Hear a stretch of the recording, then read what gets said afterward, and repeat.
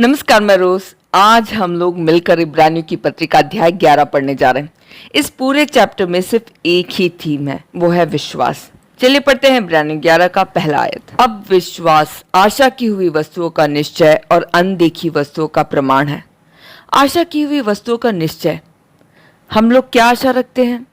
एक बार एक चर्च में पास्टर ने लोगों से कहा, आप में से कितने लोग विश्वास करते हैं कि आप लोगों के हालात बदलेंगे, प्रभु आपको आपकी जगहों में उठाएंगे, आपके बच्चे अनुग्रहित होंगे, आप लोगों को चंगाई मिलेगी, आप पूछ नहीं सर ठहराए जाओगे, आप लोगों का उधार खत्म हो जाएगा, आप लोगों के सामने खड़ा रुकावट दूर हो जाएगा। 100% जो इस बात पर विश्वास करते वो अपना हाथ उठाए। पूरे लोगों ने बड़े विश्वास के साथ यीशु मसीह के नाम से जय मसीह की बोलते हुए दोनों हाथों को उठाया। अगला सवाल, अभी इस समय अगर यीशु मसीह आए तो 100% किसे यकीन है कि वे उनके साथ जाएंगे? हाथ उठाए। एक भी बंदे ने हाथ नहीं उठाया। तो एक बात फिक्स है कि विश्वास आशा की हुई वस्तुओं का निश्चय है, पर आशा इन दुनिया की वस्तुओं पर ही है। ऐसे होते होते शैतान ने इस लाइन में एक फेर बदल कर दिया। अब डेफिनेशन कुछ ऐसा हो गया, आशा की हुई वस्तुओं का निश्चय हटाकर मोहित करने वाली वस्तुओं का निश्चय, और अनदेखी वस्तुओं के प्रमाण के बदले हाथ में जो वस्तु नहीं है ऐसी चीजों का निश्चय बना दिया। घर नहीं है, जो चीज नहीं है वो आएगा। जॉब नहीं है वो आएगा। जो चीज नहीं है, बस अनदेखी चीजें और जो चीज नहीं है, इसमें क्या अंतर है? अनदेखी चीज मतलब जो चीज यहाँ है मगर हमें दिखाई नहीं दे रहा। जैसे प्रभु अभी हमारे बीच में है मगर हम देख नहीं पा रहे। गॉड नहीं है क्या? नहीं, वो है, बस दिखाई नहीं दे रहे। विश्वास का मतलब अनदेखी चीजों का देखना है या जो चीज नहीं है उसे बनाना है। तो आज विश्वास मोह करने वाली वस्तुओं का निश्चय और जो वस्तु मेरे पास नहीं है उसके मिलने का प्रमाण है। शैतान ने कब ऐसा कर दिया हमें पता ही नहीं चला। हम लोग तो बड़े वाले विश्वासी हैं, मगर ये बदलाव हमें समझ में नहीं आया। 11 का 1, विश्वास आशा की हुई वस्तुओं का निश्चय और अनदेखी वस्तुओं का प्रमाण है। आशा क्या है? हमने ऑलरेडी पढ़ा था, हमारे शरीर के रूपांतरित हो तेजस को प्राप्त करने की कराहना। आशा का निश्चय कि मेरा शरीर जरूर तेजस्व पाएगा। दूसरा शपथ याद है ना? अब अनदेखी वस्तुएं क्या है ये? 2 कुरिन्थियों 4 का 18, और हम तो देखी हुई वस्तुओं को नहीं परंतु अनदेखी वस्तुओं को देखते रहते हैं, क्योंकि देखी हुई वस्तुएं थोड़े ही दिन की है परंतु अनदेखी वस्तुएं सदा बनी रहती है। तो अनदेखी वस्तुएं कौन सी चीज है? अनंत काल की वस्तुएं। टाइम को एक लाइन की तरह जरा इमेजिन करिए। इसका एक शुरुआत पॉइंट है, एक एंड पॉइंट है। अनंत काल इससे बाहर है। सारी चीजों को बनाने से पहले गॉड ने सबसे पहले समय बनाया। उत्पत्ति 1 का 1, आदि में परमेश्वर ने, यहीं से समय स्टार्ट हुआ। उस समय ही परमेश्वर ने पुत्र से कहा, आज मैं ही ने तुझे उत्पन्न किया। वहां से टाइम शुरू हुआ, आज, टुडे। पुत्र तो अनादि से है। हमें गॉड ने कब चुना? इस समय से पहले, आदि में कहने से पहले। 2 तीमुथियुस 1 का 9, जिसने हमारा उद्धार किया और पवित्र बुलाहट से बुलाया, और यह हमारे कामों के अनुसार नहीं पर उसके उद्देश्य और उस अनुग्रह के अनुसार है जो मसीह यीशु में सनातन से हम पर हुआ है। सनातन से, समय के शुरुआत से पहले। इंग्लिश में लिखा है before the beginning of time. Yeshu Masih में हमें बुलाया गया। इफिसियों 1 का 4, जैसा उसने हमें जगत की उत्पत्ति से पहले उसमें चुन लिया कि हम उसके निकट प्रेम में पवित्र और निर्दोष हो। जगत की उत्पत्ति से पहले हमें मसीह में चुन लिया गया। तो उत्पत्ति के अध्याय 1 का 1 से पहले। तो टाइमलाइन देखो तो आदम से मुझ तक यीशु मसीह के रक्त से छुड़ाए गए लोगों का समूह परमेश्वर पहले से ही जान लेता है। उनके फॉरनॉलेज के द्वारा जैसे एक लाइन खींचने के बाद मुझे इसका आदि और अंत दोनों दिखाई देता, ठीक वैसे ही समय का शुरुआत और उसका अंत परमेश्वर जानते हैं। इसलिए हम कहते हैं कि वो सर्वज्ञानी है। परमेश्वर शुरू और अंत दोनों एक साथ देखते हैं, उन्हें सब पता है। परमेश्वर उनके धर्मी या पवित्र प्रजा को देखते हैं, वो भी समय के बाहर। कौन कौन उद्धार में आएगा, कौन उन्हें स्वीकार करेंगे, ये सब गॉड ऑलरेडी जानते हैं। जब गॉड मुझे देख रहे हैं तो वो आदम को भी देख रहे हैं। समय गॉड के बीच में कोई रुकावट ही नहीं, वो सनातन गॉड है। तो इस समय के लिमिटेशन से पहले परमेश्वर ने हमें मसीह में रखा। मसीह तब भी, आज भी और सर्वदा था, है, रहेंगे। आदम में जो थे उनका एक समूह मौत की तरफ जाएंगे, वहीं मसीह में बुलाए गए वो बिना दंड के अनंत जीवन में प्रवेश करेंगे। रोमियो 8:1। अब जो मसीह यीशु में है उन पर दंड की आज्ञा नहीं। तो विश्वास की दुनिया में सीखने वाला दो महत्वपूर्ण बात, इन क्राइस्ट मसीह में मैं, और दूसरा क्राइस्ट इन मी मुझ में मसीह। इफिसियों की पत्री के अध्याय 1 से तीसरे अध्याय के 15वां आयत तक मसीह में मैं, और इफिसियों 3 के 16 से आगे मसीह मुझ में, यही बताता है। मसीह जब मुझ में बसते हैं तभी मेरा शुद्धिकरण प्रैक्टिकल होता है, वो भी विश्वास के द्वारा होता है। तो ये अनदेखी या अनंत की बातें क्या है कि मसीह में मैं बुलाई गई और यीशु मसीह में मैं थी। मान लो मेरे पर्स में कुछ पेपर रखे हैं, मैं जहां जहां इस पर्स को लेकर जाऊंगी ये पेपर भी मेरे साथ आएगा। ठीक वैसे ही मसीह में जो है वो लोग मसीह जहां जहां गए ये लोग मसीह में हैं। इसलिए ही 2000 साल पहले यीशु मसीह क्रूस में मरे तो हम भी उनके साथ मरे। हम कहते हैं हम उनके शरीर में नहीं थे परंतु परमेश्वर की बुलाहट में थे। इफिसियों 2:5 से 6, जब हम अपराधों के कारण मरे हुए थे तो हमें मसीह के साथ जिलाया और मसीह यीशु में उसके साथ उठाया और स्वर्गीय स्थानों में उसके साथ बैठाया। तो अभी हमने क्या देखा कि हम स्वर्ग में हैं या भूमि में, हम मरे हैं या जिंदा है। खुली आंखों से देखे तो हम भूमि में हैं, हम मरे नहीं हैं, हमारा पुराना स्वभाव सब है। मगर विश्वास के आंखों से देखे तो मैं मसीह में मर चुकी, स्वर्ग में बैठी हूँ, मेरा सर्वदा के लिए वाला घर वहां है, मैं इस धरती की हुई नहीं। दुनिया की दृष्टि से जिए तो हम इस दुनिया की रीति के हैं, मगर विश्वास से जिए तो हम सच्चे तंबू में मसीह की सेवा का फल है। विश्वास हमें क्या बताता है कि हम यहाँ के है ही नहीं। विश्वास सच में हमें यहाँ परदेसी बना देता है, ये हमारा जगह है ही नहीं। अगर ये विश्वास जीवन प्राप्त कर ले तो क्या ही बात होगी, है ना। हमारी आंखें हमें इस भौतिक दुनिया की चीजों का प्रमाण देती है जिसे हम देख सकते हैं, और विश्वास हमें आत्मिक दुनिया की बातों का प्रमाण देती है जो अनदेखी है। इब्रानियों 11:2 से 3 आयत, क्योंकि इसी के विषय में प्राचीनों की अच्छी गवाही दी गई। विश्वास ही से हम जान जाते हैं कि सारी सृष्टि की रचना परमेश्वर के वचन के द्वारा हुई है, पर यह नहीं कि जो कुछ देखने में आता है वह देखी हुई वस्तुओं से बना हो। इस सारी सृष्टि की रचना के पीछे एक अदृश्य बातें हैं, मतलब देखी हुई कारणों से सृष्टि की रचना नहीं हुई। सृष्टि अदृश्य चीज परमेश्वर के वचन के द्वारा बनी, और ये हम विश्वास द्वारा जानते हैं।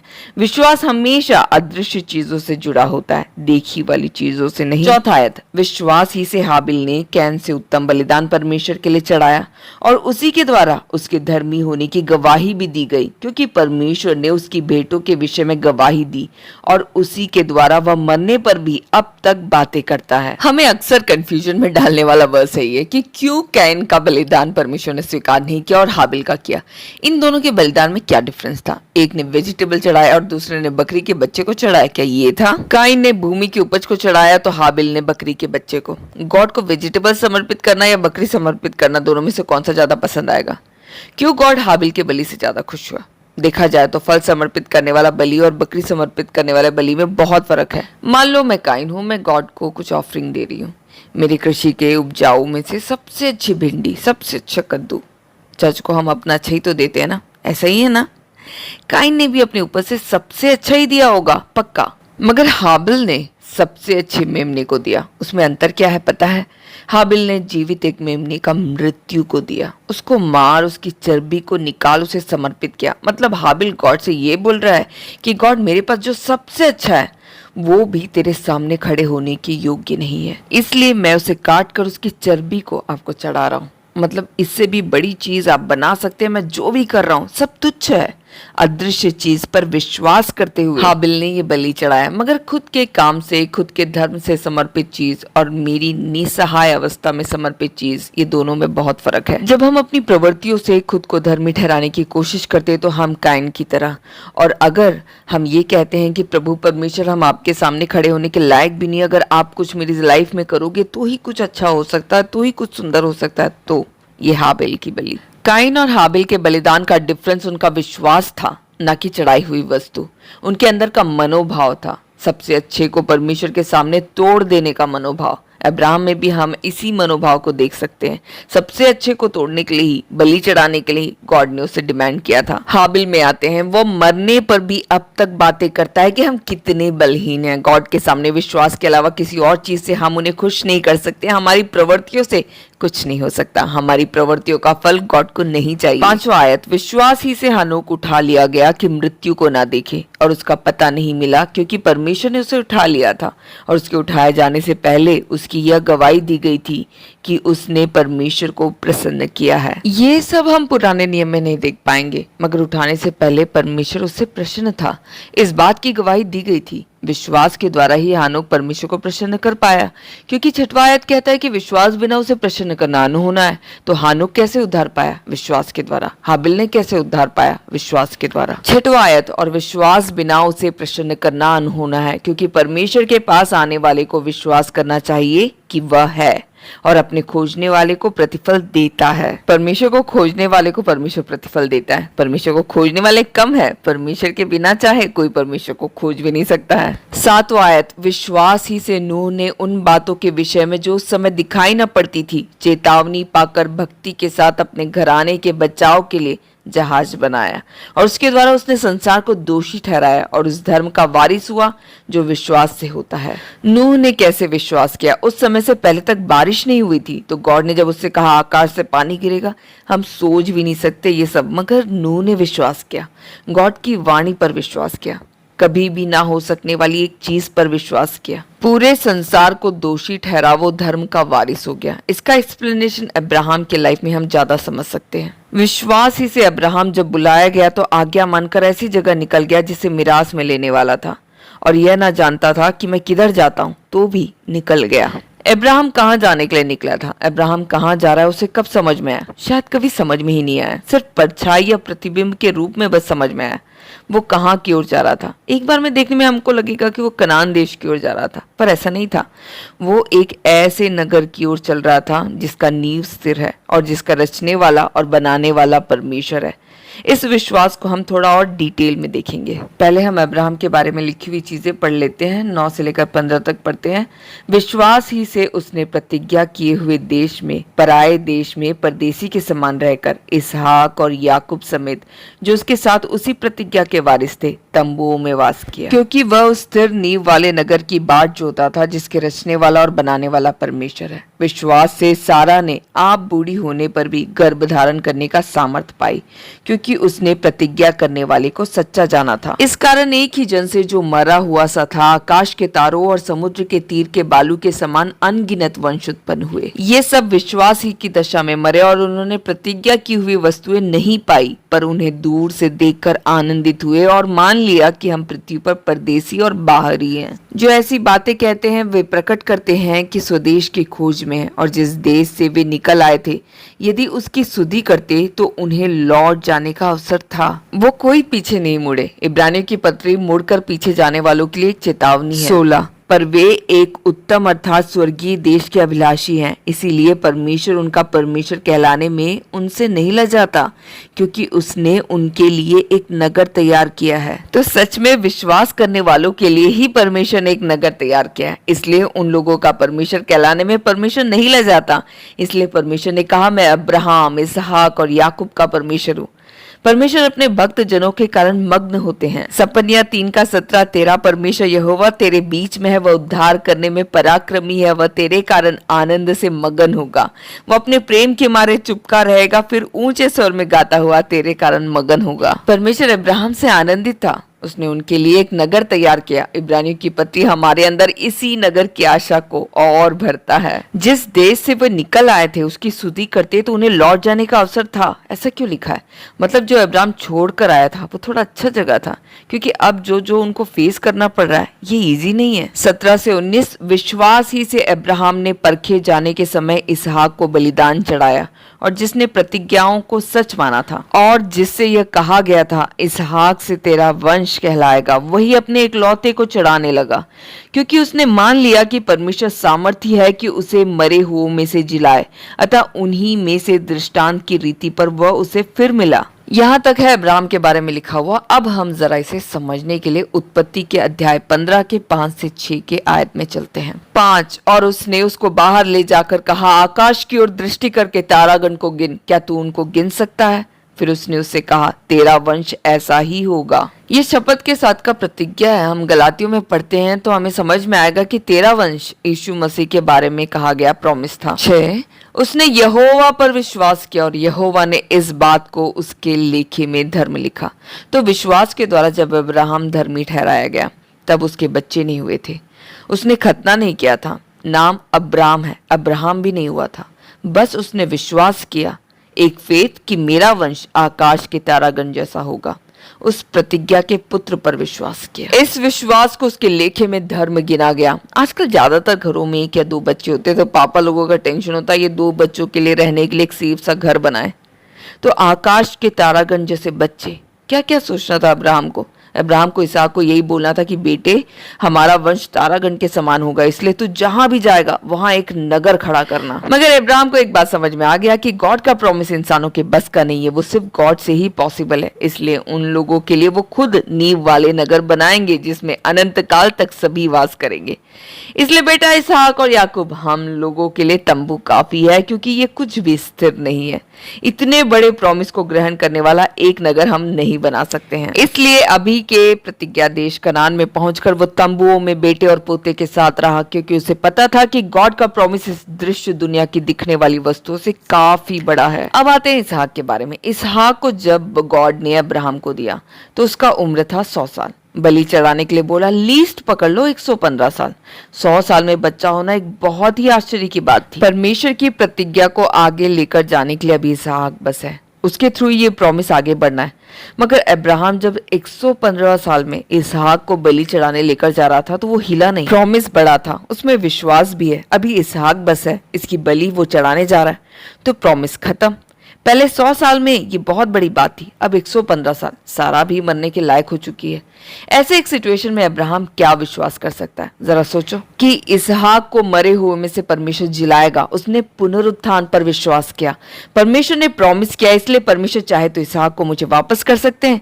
अब अगर इसहाक को मारना ही परमेश्वर चाहते हैं तो जो चीज है ही नहीं वहीं से अपने सामर्थ्य से वो बच्चों को बनाएंगे और उन बच्चों को वो मुझे सौंप कर ही जाएंगे, क्योंकि गॉड ही ने प्रॉमिस किया है और अपने प्रॉमिस को वो ही पूरा करेंगे। अब्राहम के इस विश्वास को हम कहाँ देख सकते हैं? रोमियो 4:17, उस परमेश्वर के सामने जिस पर उसने विश्वास किया और जो मरे हुओं को जिलाता है और जो बातें है ही नहीं उनका नाम ऐसे लेता है कि मानो वे हैं। तो ये दोनों विश्वास पूरा हुआ। इसहाक को गॉड ने उसे वापस दे दिया और हम सभी को जो बातें थी ही नहीं वहां से बुलाकर अब्राहम की संतान बना दिया। विश्वास ने अब्राहम को परमेश्वर पर पूरी तरह आश्रित बना दिया। पुराना नियम पढ़ेंगे तो हमें कभी भी ये समझ में नहीं आएगा, मगर उनका लाइफ देखिए। मूसा ने ही तो व्यवस्था दिया था। मूसा ने क्या लक्ष्य एंजॉय किया? इतना बड़ा बड़ा प्रॉमिस व्यवस्था में था ना। नए नियम के प्रकाश में जरा पुराना नियम पढ़े, देखिए यिर्मयाह हो, मलाकी हो, यशायाह हो, होशे हो, ये कोई भी भौतिक चीजों को देखकर नहीं चले। वैसे कुछ उन्हें मिला भी नहीं, वो सब मौत को तुच्छ समझकर आगे आने वाली आशा में जिए। पुराने नियम के विश्वासी लोगों ने विश्वास के लिए जोरदार लड़ाई लड़ी। इजराइल के लोगों को मत देखना, वाचा के अनुसार मूसा के साथ आए खतना कर या फसा मेमने के लहू द्वारा स्थापित उस सिस्टम के अंदर के लोगों के बारे में मैं नहीं बोल रही हूँ, बल्कि विश्वास के द्वारा धर्मी ठहराए गए पवित्र लोग। उन लोगों ने इस दुनिया में किसी चीज को जोड़कर नहीं रखा, सबने स्थिर नींव वाले नगर की बाट जोही। अब्राहम खुद बहुत जमा कर सकता था, चाहता तो बड़ा बड़ा महल खड़ा कर सकता था, मगर उसने तंबू में रहना पसंद किया, एक जगह से दूसरे जगह रहना स्वीकार किया। इसहाक ने अपने ओल्ड एज में आते तक एक्चुअल में गरीबी तक फेस किया। ये लोग कोई इस दुनिया की चीजों में फोकस नहीं थे। इन लोगों को हमारे जैसा पूरा प्रकाश प्राप्त नहीं था, बस अंदर एक परछाई उन्होंने देखी और उसके पीछे विश्वास के साथ वो लोग आगे बढ़े। 20 और 21 विश्वास ही से इसहाक ने याकूब और एसाव को आने वाली बातों के विषय में आशीष दी। विश्वास ही से याकूब ने मरते समय यूसुफ के दोनों पुत्रों में से एक एक को आशीष दी और अपनी लाठी के सिरे पर सहारा लेकर दंडवत किया। याकूब का स्टोरी बड़ा इंटरेस्टिंग है, कैसे एक बड़ा स्ट्रॉन्ग और कपटी तंत्रशाली याकूब अपने बच्चों को लाठी के सहारे खड़ा होकर आशीष देने वाले सीन तक आते आते एकदम बेचारा दैविक स्वभाव को रिफ्लेक्ट करता है, एक टूटा हुआ इंसान। हम यहाँ पर देख सकते हैं कैसा पिता जो अपने बेटों के लिए दुखी होता है, एक टूटा बिखरा। गॉड ही ऐसा कर सकते हैं, राख में से भी सुंदर चीजों को वही बना सकते हैं। वो अपने भाई को उतना भी प्यार नहीं करता था जितना उसका भाई उससे प्यार करता था। मगर गॉड ने उसे बदला। 22 विश्वास ही से यूसुफ ने जब वह मरने पर था तो इजराइल के संतान के निकल जाने की चर्चा की और अपनी हड्डियों के विषय में आज्ञा दी। यूसुफ एक प्रोफेसी देता है कि तुम लोग वापस जाओगे और तब मेरी हड्डियों को ले जाना।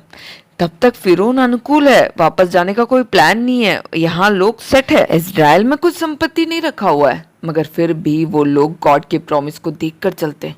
ये हम ही लोग हैं जिन्होंने पैसे और सुख संपत्ति को गॉड बना दिया। 23 विश्वास ही से मूसा के माता पिता ने उसको उत्पन्न होने के बाद 3 महीने तक छिपा रखा, क्योंकि उन्होंने देखा कि बालक सुंदर है और वे राजा की आज्ञा से न डरे। यहाँ सब हम प्रतिकूल समयों में विश्वास का कार्य देखेंगे। मैं अब थोड़ा और स्पीड में जा रही हूँ, ये चैप्टर बहुत बड़ा है और मूसा का स्टोरी वैसे सबको पता ही है। 24 से 26 तक पढ़ते हैं। विश्वास ही से मूसा ने सयाना होकर फिरौन की बेटी का पुत्र कहलाने से इनकार किया, इसलिए कि उसे पाप में थोड़े दिन के सुख भोगने से परमेश्वर के लोगों के साथ दुख भोगना अधिक उत्तम लगा। 26 उसने मसीह के कारण निंदित होने को मिस्र के भंडार से बड़ा धन समझा, क्योंकि उसकी आंखें फल पाने की ओर लगी थी। मूसा ने क्यों फिरौन की बेटी का पुत्र कहलाने से इनकार किया?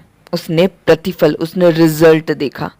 लाभ फिरौन की बेटी का पुत्र कहलाने में नहीं, बल्कि लोगों के साथ दुख भोगने में था, क्योंकि इस दुख के अंत में आशा है और आशा के द्वारा ही वो सर्वदा के प्रतिज्ञा को प्राप्त कर सकता था।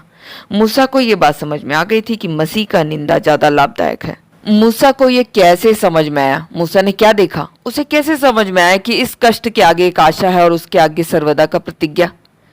मूसा को पूरा तो समझ में नहीं आया होगा, मगर एक प्रतिबिंब के रूप में उसने सब कुछ देख लिया था। सब कुछ क्लियर एक्चुअल में प्रेरितों के समय में ही हुआ। उससे पहले सारे भविष्यवक्ताओं को भांति भांति चीजें ही पता थी। शैतान को भी यीशु के क्रूस तक सब समझ में नहीं आया था। मूसा को मसीह के बारे में, क्रूस के बारे में पता था, फिर भी नहीं पता था।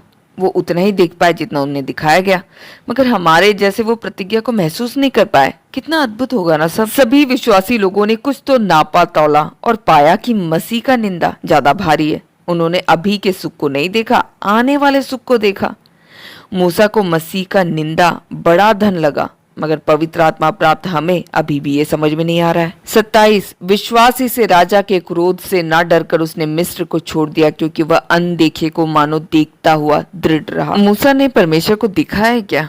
निर्गमन 33 का 11 तो कहता है, यहोवा मूसा से इस प्रकार आमने सामने बात करता था।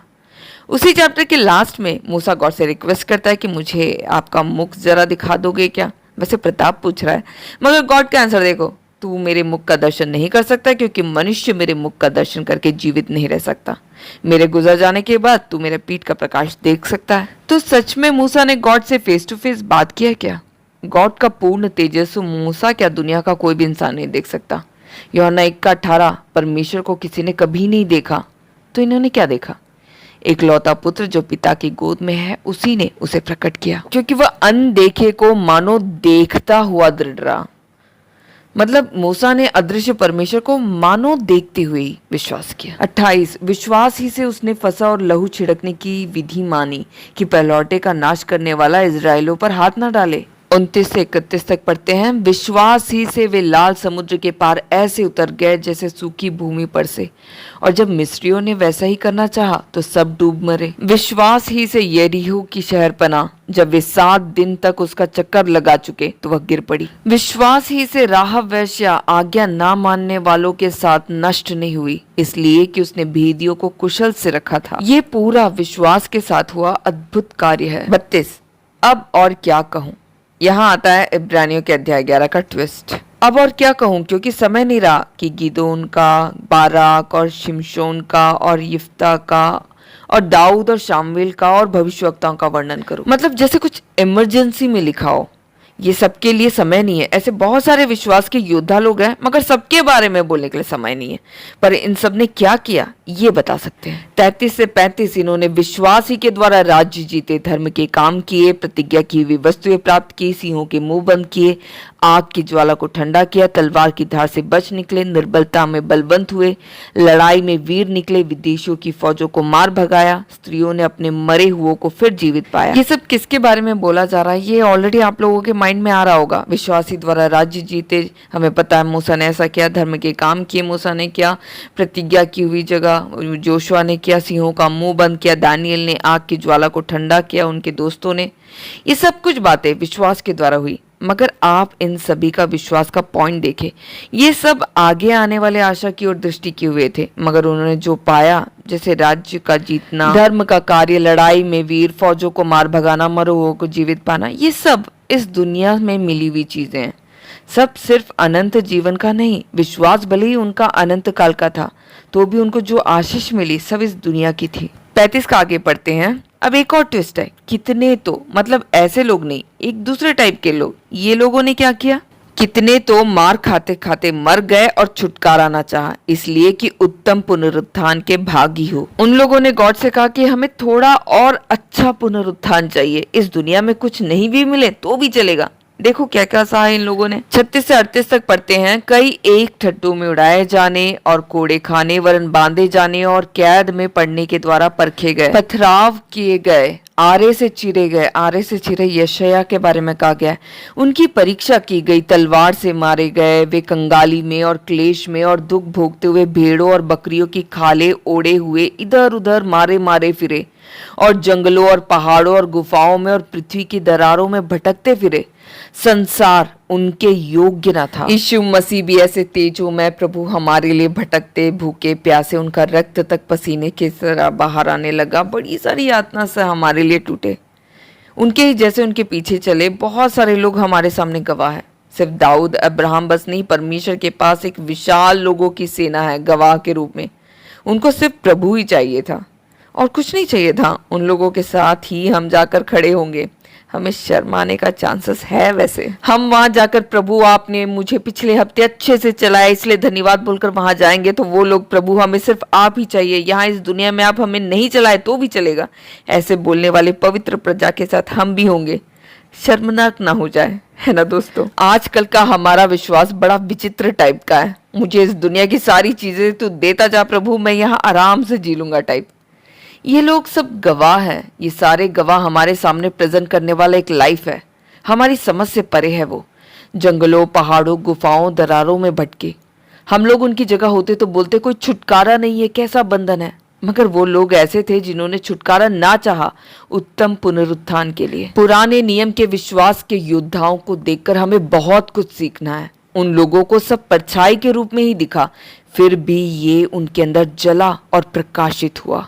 39 विश्वास ही के द्वारा इन सब के विषय में अच्छी गवाही दी गई, तो भी उन्हें प्रतिज्ञा की हुई वस्तु ना मिली। सब वेट कर रहे हैं, क्यों पता है? तेजस्व प्राप्त करने के लिए, ग्लोरिफिकेशन के लिए। ये सब विश्वास की गवाह प्राप्त लोग हैं, मगर कोई भी अभी तक तेजस्व प्राप्त नहीं किया है।